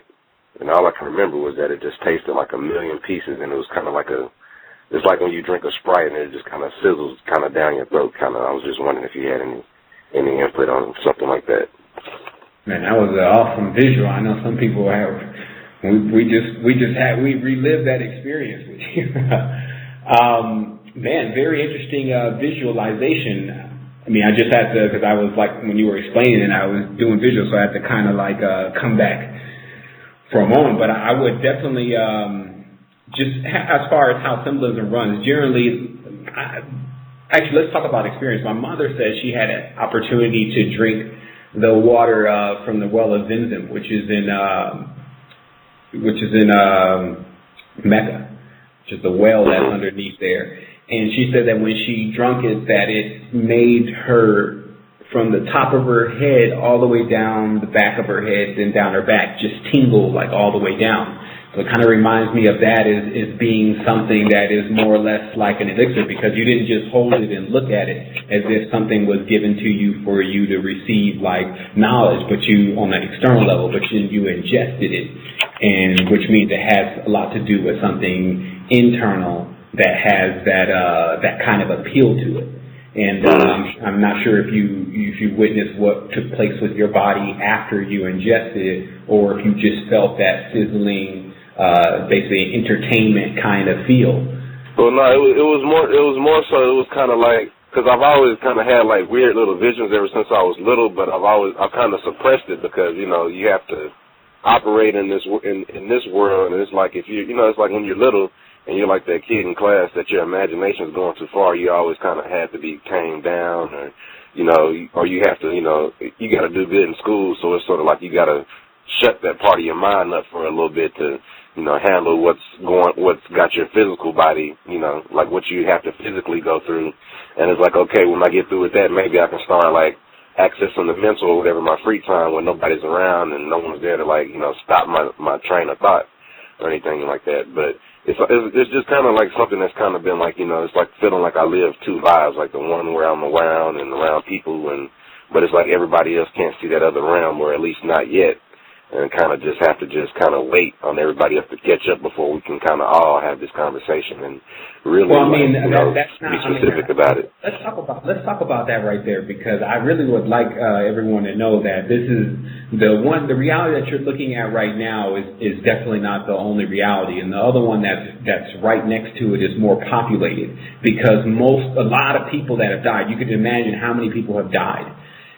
They go there when they have a tendency to already basically have graduated most of Earth, which happens for individuals anyway. And so the reality is that, to me, if there was something that was ever given that had some real value to it here on this planet, and the mind was as pure as a child, meaning that there was no vainness in the mind yet, then it would be the knowledge of that world and our relationship to it. Because the divide or the die is us not knowing about that other world. That's the only thing that causes death. It creates another place to go. But what if you were there? It's a big question, because I've already discovered that we're always there and here too. It was something to, if you wanted, whoever was playing around with the pyramids, they gave us a ka or a ka and maybe a ba. Some maybe have a ta. And basically all letters of the English language that without the vowels with an A on it. Those are all the different kind of spirits that are here. And if you know how to identify each of those, and sometimes it gets a little confusing, like the ka, it should be most of the time some spirit related to serpent. And so it's almost like when you're, for better like a word, mixing the spirit, because that's what's going on. The spirits are mixing. I've seen certain books now that are just blowing my mind. That's why I say that I have to go like on the Star Trek Enterprise, because it literally explains detail by detail at times how the cycle is taking place. But in such a long time ago, there's nothing that you can relate to what's going on Earth now to it directly. But if you understand the as above, so below relationship between the universe and the basic building blocks of how this thing works. And that allows a lot of non-duality also, because it gives you a high level of respect of how long it took the ancient beings, ancestors, whatever, us, our higher selves, etc., to really put so much complexity together. That what you just said right there made a whole lot of sense, because, I keep having it's like when I try to meditate and just, I just constantly just have just thoughts coming to my head, sounding like a radio or whatever, but it's like I just had this feeling like, even though people talk down on the material, physical realm and everything, it's like all this took a long time to happen, from single-celled organisms to however long it takes us and whatever organization or science it takes to organize these cells in the physical bodies to actually house, light and right. Souls and spirit matter, even though people say, it's, this is the lower realm and dominionism and all that stuff, it still, took a long time for this process to happen. So it's, it's kind of like that's like the dividing line to keep you from in between hating it and respecting it at the same time, Yeah, man, it's almost like you separate it and you bring it back together, and this is actually how we really breathe in and breathe out. But it's funny, because if just in saying that, if you look at the reality, man, I mean, there's just so many things that are always shared on a Universal Current show, man. It just blows my mind. But if we look at this reality, just like you said, if the person is using their eyes and they look at the world, and then they somehow imagine the world as their body, then it's easy for them to start saying, this is not what I want it to be. First of all, the body, you're living in that, and if someone takes your life, of course you wouldn't want that. So just the status of the body with the mind and the soul is legit. Now, Droid's world, as I call it, when you go into a big city and then you get disconnected basically from nature, and then imagining that that's how the world really was is a big mistake. Because why people say, well, we're in the Matrix, and they think about the Matrix from the Matrix movie. No. The real Matrix is organic. It's a matrix. Now, if you're talking about the Matrix from the movie, then you're talking about L.A., and you're talking about smack dab in the middle of the city, but you're not talking about... It's always big cities in the movies, but because when you think about matrices and mathematics is really just parentheses. It's just like something to contain sets of numbers and data. Exactly, like basically a womb. And so it's almost like there's multiple wombs, or I even consider them eyeballs, multiple wombs, multiple eyes on this thing. They say that they're portals to Earth. The portals are just as numerous as the orifices in our body and correspond to the orifices in our body. Meaning that if you understood how I'm getting as much information as possible and running it down, for better lack of words. But if you knew how to lay your body over the earth, basically, right now in the time that we're living in, you will find right by where your chakra centers are, but especially where you have an open hole, like your nose, your mouth, your anus, etc., holes in the earth that you could go into, and then you would begin your actual physical pilgrimage, for better lack of words, through the body of Earth. You see what I mean? And so there's a whole nother adventure. This is like the reality has yet to really roll out, and I'm not even going to say it's going to happen this lifetime, but the reality itself, the Matrix has yet to roll out what she really is.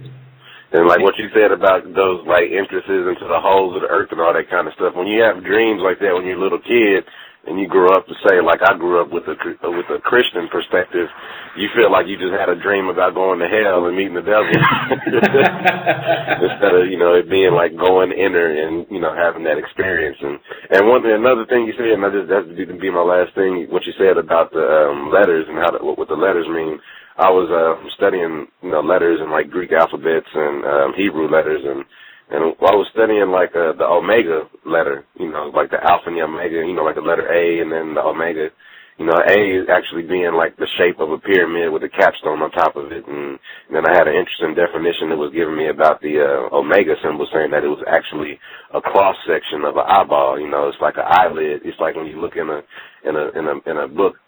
And they're like saying what an eye looks like from a cross-section view.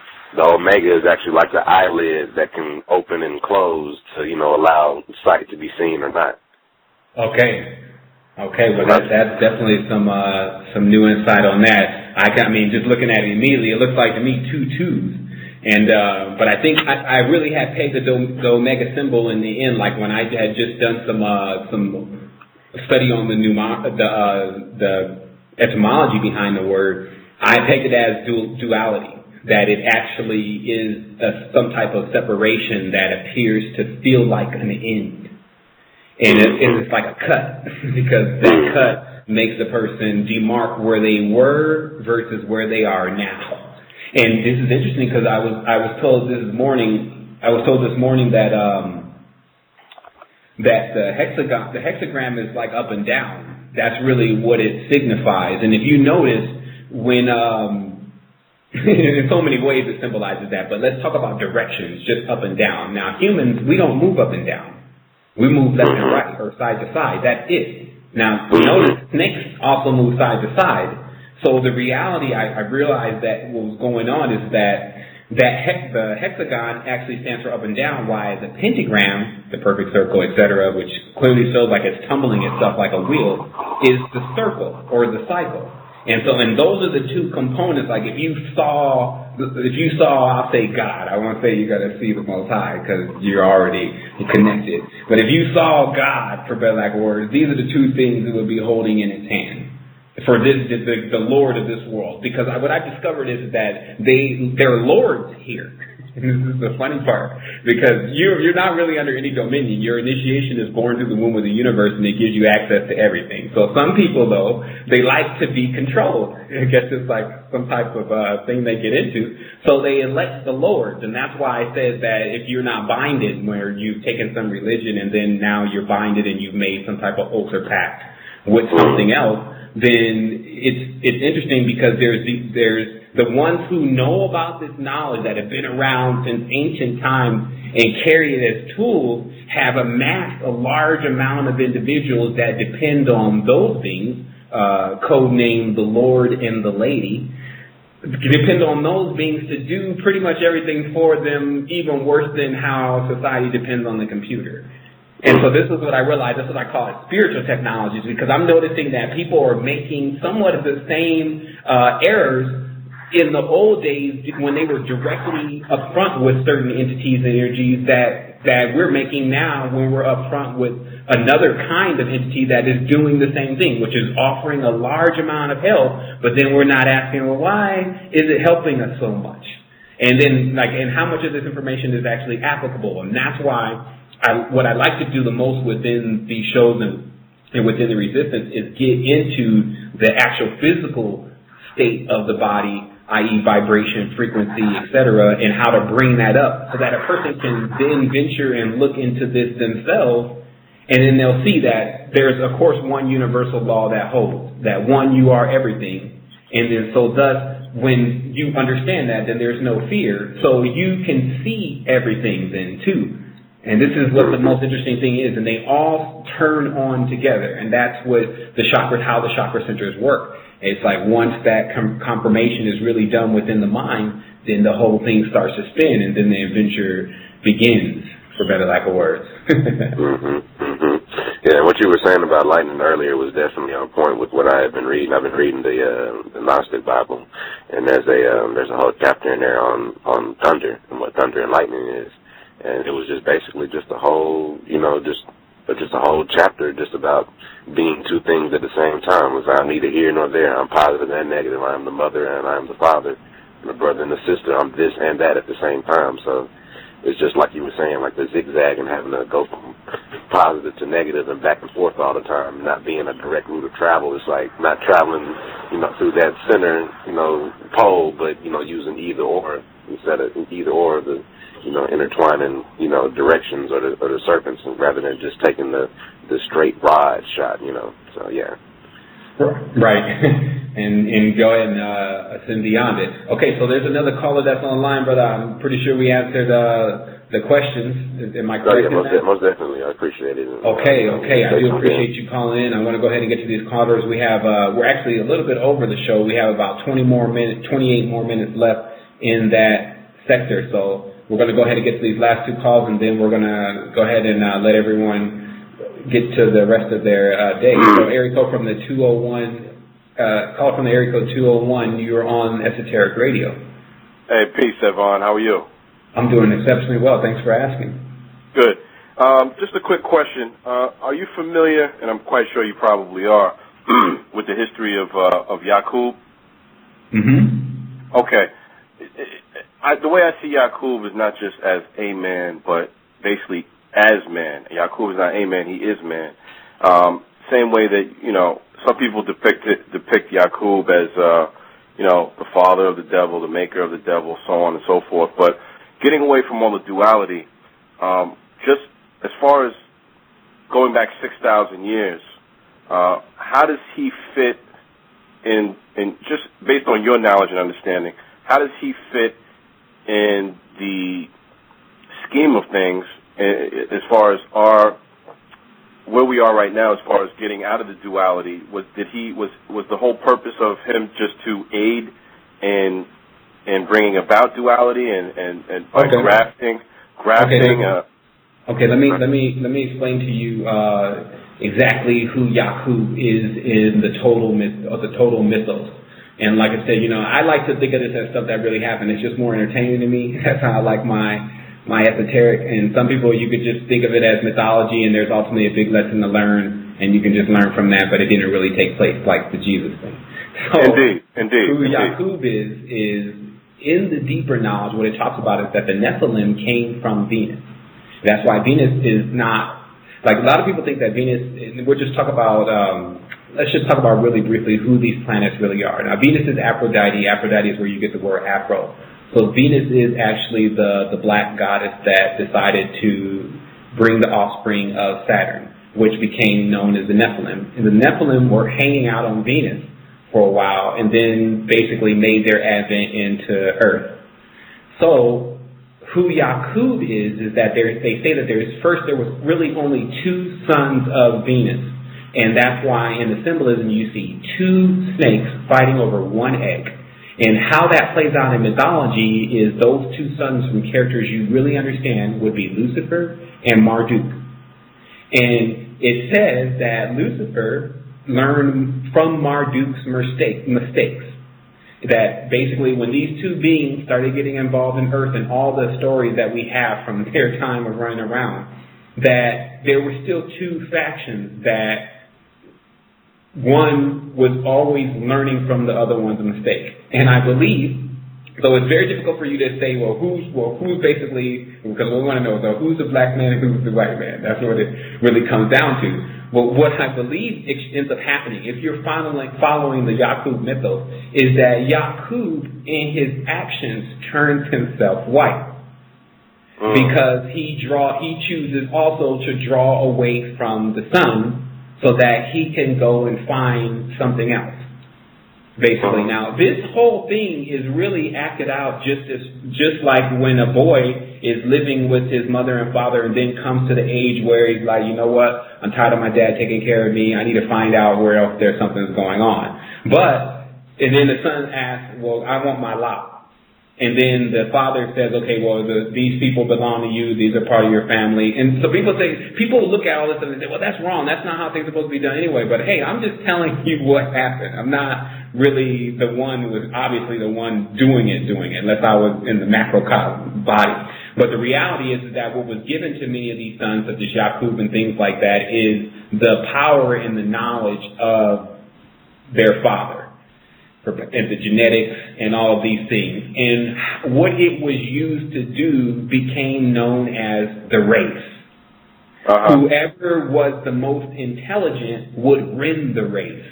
And thus Earth set out like a game, because the balls, or balls, which is where the semen are held, decided that they would use, look at the soccer ball, the pentagram and the hexagram, or the pentagon and the octagon, to create.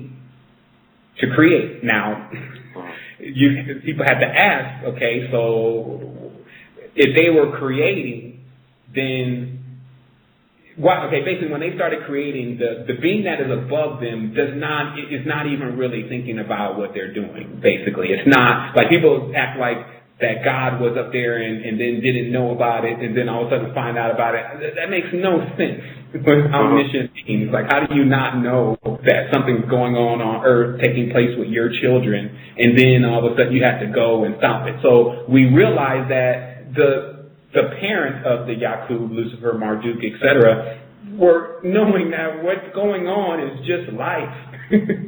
For them to get involved all the time with every single thing on something that will run perpetually and eventually work itself out back into a circle, just like a planet will eventually come out of its wobble, is madness. So what goes on in between that is like that. How it all acts out is where we're at. It's funny because we're like smack dab in the middle of the whole activity, and we have predecessors, basically brothers and sisters, who, because when they were born, are carrying much more of the essence.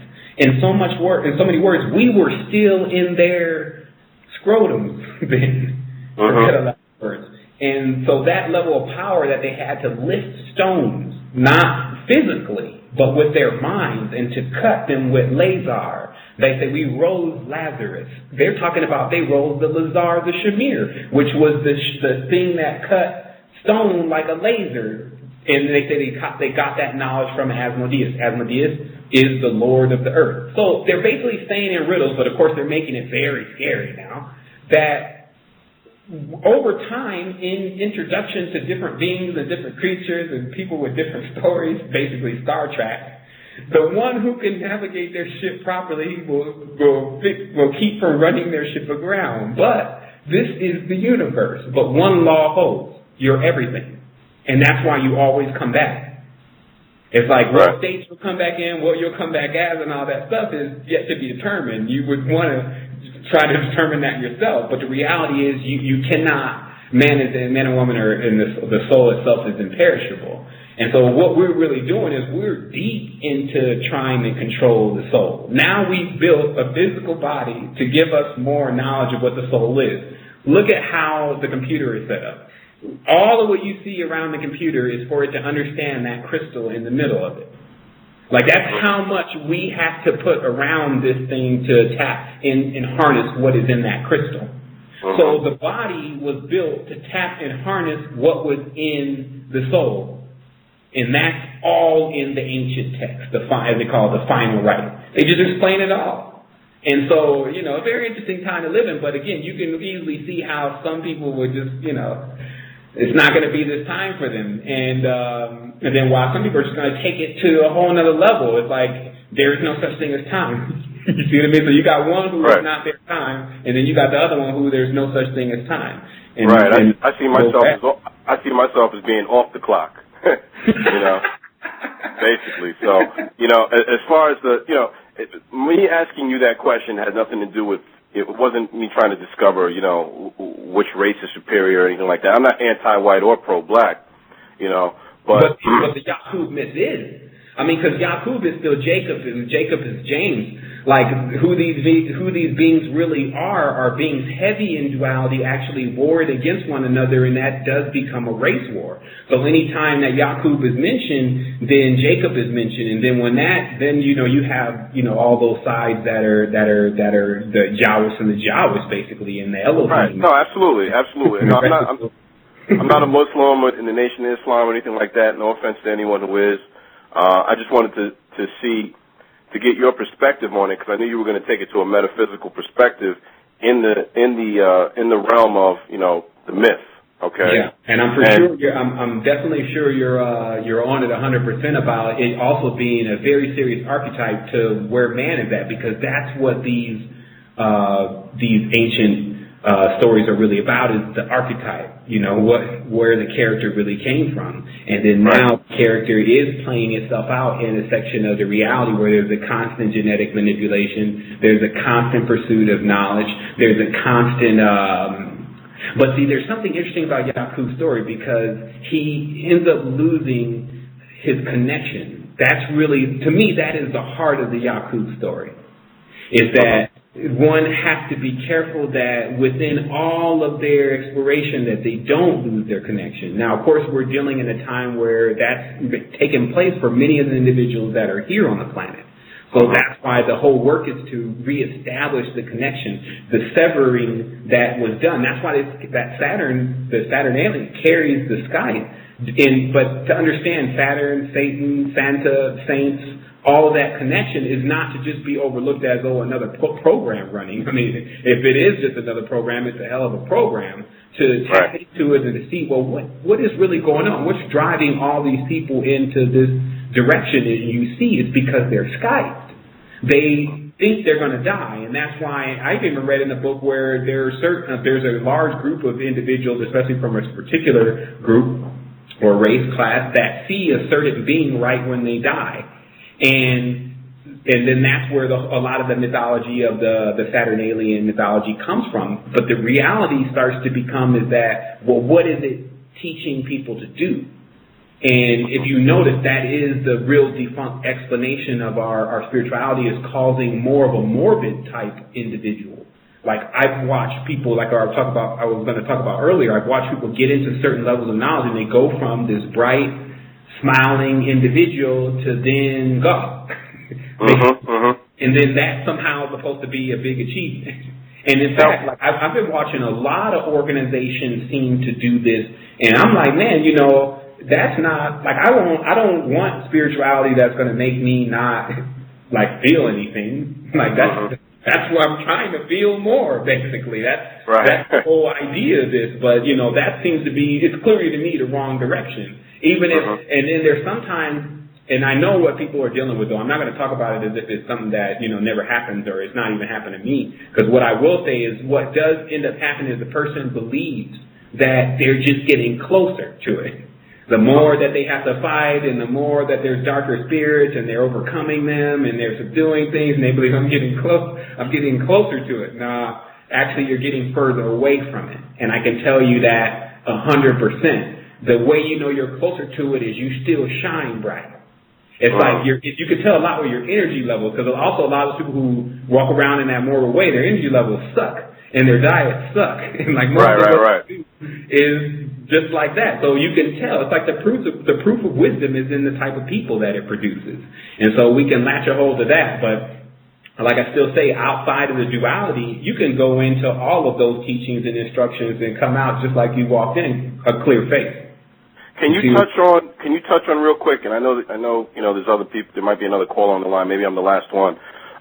Real quickly, when you talked about the dog-headed gods and the different types of animal species, is that corresponding to the beings that came from various planets? Each planet.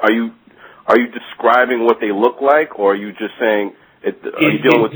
It's so difficult to explain this from an external level, except when the person says, okay, now we're going to talk about this as if it played out actually on the dimension. And then someone immediately says, okay, we can build that module, meaning that, okay, there's a world that this happened. So basically, when you take these beings, like let's say, for instance, the Anu, who I notice are definitely making a push for the throne. Now, if you notice, everything now seems to be the throne. Tron means throne. The rappers are talking about I'm seizing the throne. Yeah, Jay-Z and Kanye. Yeah. Right, and then there's a couple other Khaled and all these other rappers. It's the seizing the throne time. Is this just jargon being thrown around? Drake or the Draco is talking about he's already got the throne. Okay, so what is this about? It's because the 2012 is about a restationing of power, basically. And so when you have these beings such as the Anunnaki, who were just the ones who manned the ship, and the teachings that I understand of all that comes from, they're archetypes, they never come off the ship, they're never really allowed to do anything, are actually attempting to seize power, basically, and do something. And so how that plays out in the reality, if that's actually us, or if that's not supposed to be done, I guess we'll find out. But where they come from is the land of Canaan, which is the land of the black dog, or the black wolf. Now, we're talking about wolves, but now we're not even talking about humans anymore. So people should realize, again, these are archetypes of a certain kind of being that exists within the universe that the universe feels necessary to keep around. And I believe it's because they guard things. And this is what I was going to show everyone with Transformers 3, because Dutch is the dog in that movie. The character Dutch, he's the one, he is playing the role of the German Shepherd. And that's why they say, he even says in the movie, Dutch, you're a German Shepherd.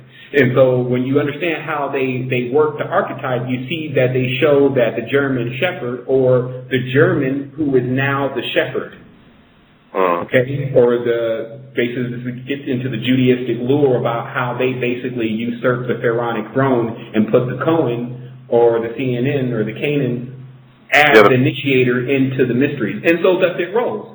And like me, the universe said, let it roll. So who am I to say, it's not supposed to roll? So it rolled where basically the people in Israel, Isis, Ra, and El, are the initiators for most of the people on this planet. What? Sevan, what do you mean? Because the roots of Christianity and Islam come from there. It comes from Egypt and comes from Samaria. There are Abs, or Arabs. R is a Sumerian pentagram. Ab means father, meaning our father is the pentagram. So these people are into, like I said, to dive into duality, you'll see that inside of duality, man, they're really going to have some issues in there, because let's go into duality really quick and see what's going on in there. Inside of duality, our Ab, or Father Abracadabra, the one that is hosting most of the power for the reality as far as on the occult level, is into combustion with a pentagram to keep all the beings who participate in a cycle of basically warring against themselves, and configured in a design that allows them to constantly get weaker. So they'll never actually defeat the ceiling, as we talked about. They'll never break the ceiling on it. And so this knowledge came, that's why when you look at the Illuminati, look at Masons, look at Mystic Order of the Shrines and Aleppo. All of the knowledge is coming from the Order of the Shrine. What is the Shrine? It's the Kaaba. A dog spirit, a serpent spirit. Here we go. So, the dog, they were known to ride, like the never-ending story, to our planet on a dog. Wow. So that's why I said it got Star Trek. I was like, I started melting down last week. I was like, how do I even explain this? So the dog became their ark or bark or boat. The dog is the messenger. That's why he became Hermes. Hermes is the dog-faced god. He became the messenger of the gods because, like I put in that post, the priest is not the god any more than the dog is the owner. However, the two are very close. What I mean by this is that, first of all, if you really understand the mythos, yes, God and man are the same, and man and that dog are the same too in the theory of everything. So in reality, to collapse all the mythos, you're everything. But if you want to open it up so that you could start leading people out of where they may be stuck at it, Hermanubis is following the god, or the dog, or the sun. He's Mercury. He's the closest to the sun. So basically the sun, in this case, plays the deity role, the fool, or the number 0 card, the 22, and behind him is his dog, his messenger. So the priest, Kahin, Canaan, the canine, went forth through the land bringing the message of the god. Okay? And then once that message issued forth, it initiated basically the next cycle.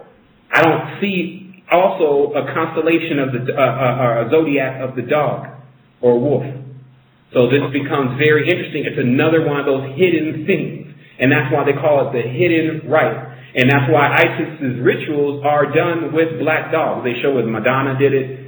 They did it because that is the ark or the bark that the soul that they are initiating under is being carried through. So then the dog becomes the familiar. And honestly, many people do this ritual without even knowing it. And thus they have this connection with their pet that it's like a familiar. It's like they can't go anywhere without it, and it even enhances their spiritual ability from one level or another, even if it's just not making them depressed. So you have to understand that in the theory of everything, we had all of these things. That's what it says, that the command was given for everything that's submit to man. You shouldn't use the word submit. It basically means that everything was in agreement with the first being, Andromeda. Right.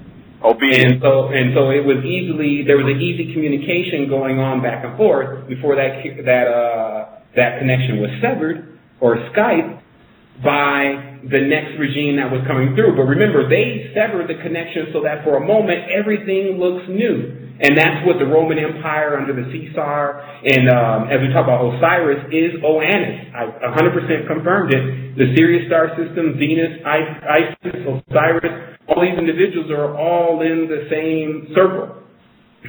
Or is it a pentagram? Because if you notice on Isis's head, she's wearing a pentagram too on top of her head. So this is all R, and this is why I talked about, it's rated R too. That's why I talked about, if you looked at the Google and you go Google Ra, which is the real names for who these beings really are, you get the company that issues all the license for buildings in Dubai, because all those buildings are configured as portals to bring forth these beings and their hosts, or basically not their hosts, their liaisons, which are the Anunnaki. And that's why when you look at Transformers 3, the guy that works for the Decepticons, or i.e. the darker Nephilim, because remember, not all the Nephilim are evil. So the ones that work for the darker Nephilim or the Decepticons, he says, I was just born into this family. I inherited this client. And then, so they're actually showing you the story that they're consistently dealing with staying inside of God. Because remember, the symbol of all these beings that are coming forth is the pentagram. And it just becomes, at a certain point, how much do you really know about the pentagram before you get lost in fighting? Because then there's basically a large group of individuals that have taken the pentagram one way or another, and they don't understand what it is. And they distract them. And we call that also a human body. When you don't know how to unlock and lock your vehicle, you're locked in it. It turns from a vehicle to a coffin. So when you can get in and get out of it, it's not a problem. But when you can't get out, like be in a taxi cab and the door don't unlock in a foreign country, and see how you feel if you know what's about to take place. That's the real thing. And so that, to me, also is that same fire. Remember, you need a catalyst to launch us to where we need to go. Because once we start to look into this deeper, it's like, man, these people are crazy. Then you understand that there's something beyond this, obviously, because the intelligence in which exists here shows that it's more expanded than the system that's being used. Meaning that the geometry coming from nature is more powerful than the geometry being one particular piece of geometry that's being used on the dimension. So, it's almost like we went backwards, technologically. Well, that's what it does anyway. It expands and contracts on itself. But it's really not forward or backwards. It's actually the same thing under a different guise. A different GUI. Look at the word, it's the same, GUI, which means the graphic interface that you put over a website, but it's not what is underneath the website. So the GUI, or what this looks like, has changed to a 2.0 version, but underneath it's still the same machinations running it. And that's why when you examine the machinations and the geometry behind what's running the clock, then you become timeless.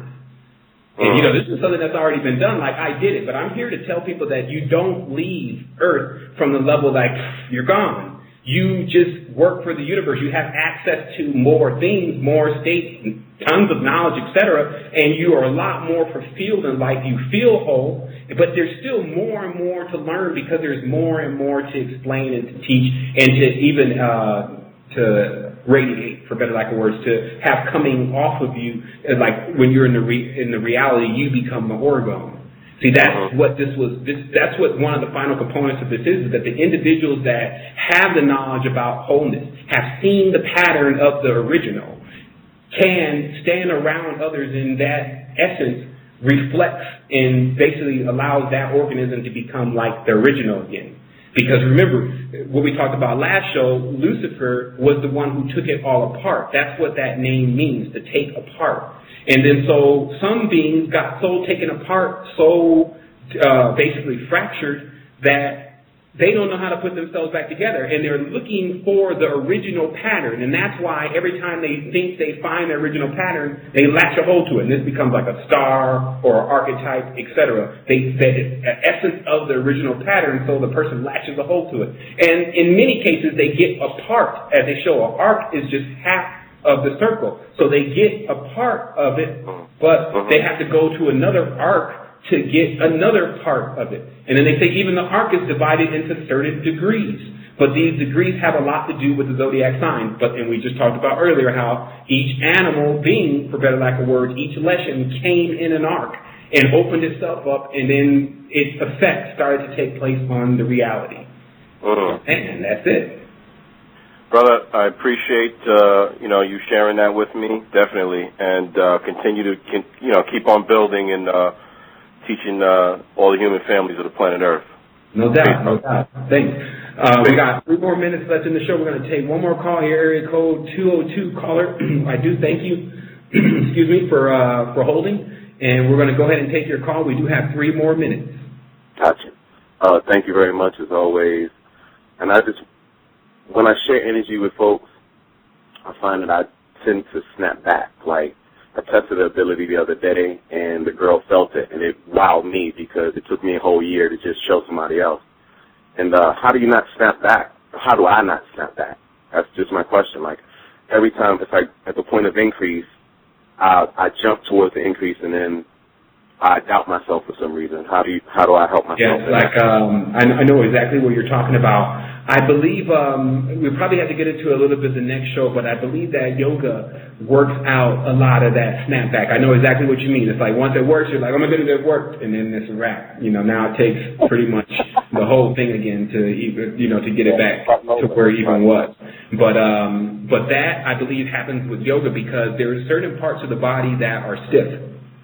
And that's what the snap is. It's basically not being able to make the transition. It's like you know how sometimes you can see someone lifting some weights and they're like, ah! But if they just relax, it would be not even hard because it's just that much weight anyway. But it's like the tensing up is brittle, so it breaks really fast or snaps. Versus the flexible being it doesn't jar it. So basically it doesn't lose the energy. And it's funny that you bring this up. We have a 1 minute and 30 seconds left, but basically when you get shocked, as it says, I'm shocked. So there's energy transfer going on there. And then so once the energy transfer goes, that is the energy that needs to be directed. So now it's just gone. So in order to actually control it more, to allow it to flow very easy, it's about bending certain parts of the body that are very brittle, like that are very stiff. And then that works as a brute force way of bending the mind, and then the mind then begins to work on the spirit. And so this is, go ahead. Because I am that, I'm very hesitant to say what I don't want anymore. I'm so eager to go forward, and I don't want to say what I don't want what is the way I can remind myself of that I am that and that I should experience, but how do you determine the experience? Does that make any sense? Yeah, I mean, it definitely makes sense. It's basically like, how do you stay out of duality while observing duality? That is the thing. It's a technique, and we got 30 seconds remaining, so, it's a technique that I have to explain a little bit more, but you're everything. I just call it, you wear the clear face. It's very easy to do this because you just understand how much more potential there is in the whole thing when you do that. So it doesn't even become like a judgment for you. You just keep wearing your mind down with, every time you do that, I don't even care what it's about. It's screwing us